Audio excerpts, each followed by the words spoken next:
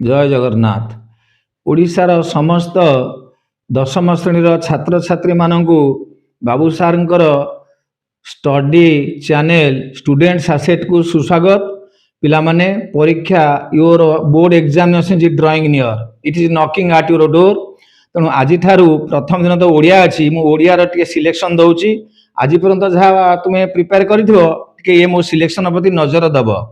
गद्यर देख आगे पद्यर पद्यर पठित कविता अनुसार कवि नवजुगर तरुण मान आह्वान वर्णना कर। पठित कविता अवलंबन में कवि माटी मनस्कता माटी प्रति दृष्टिभंगी वर्णना कर। ये दुटा इंपोर्टाट अच्छी। भी आउ जोड़े प्रश्न प्रिपेयर कर राघव लंका यात्रानुकूल प्रयास वर्णना कर, चिलिकार सायंतनकालीन दृश्य वर्णना कर। ये चारिटा भल कि प्रिपेयर कर। गद्यर विवेकानंदर भारत भ्रमण उद्देश्य और परिणति वर्णना कर।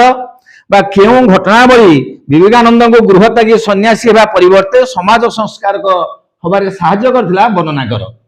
एवं सभ्यता और विज्ञान परस्पर आश्रयी वर्णना कर बा प्रतिपादन कर।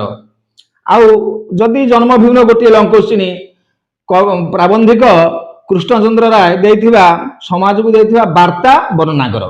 ये चार चार्टा लंग क्वेश्चन भल कि प्रिपेयर पिला कर देतो दीटा सुनिश्चित पाइजिवो। तापर हमर रहला सरलार्थ। सरलार्थ पई मंगलवेला उषा, भीमंक सिंहनाथ रडी आ गद्यर मातृभाषा लोकशिक्षा, ये तीनोटी विषय देखले चलिबो। बथ सिना बथाए आबू बताए नाही, यह तांकर कृतकर्मर फल एभला देखिदबो। तापर रचना शीत ऋतु बसंत ऋतु, आदर्श छात्र। आदर्श छात्र कहले छात्रर कर्तव्य, छात्रर भूमिका एवं श्रृंखला, छात्र जीवन श्रृंखला ये सब। परिवेश परिवेश ने परिवेश प्रदूषण इत्यादि देखिदबो। आ गोटा शिक्षा नीति।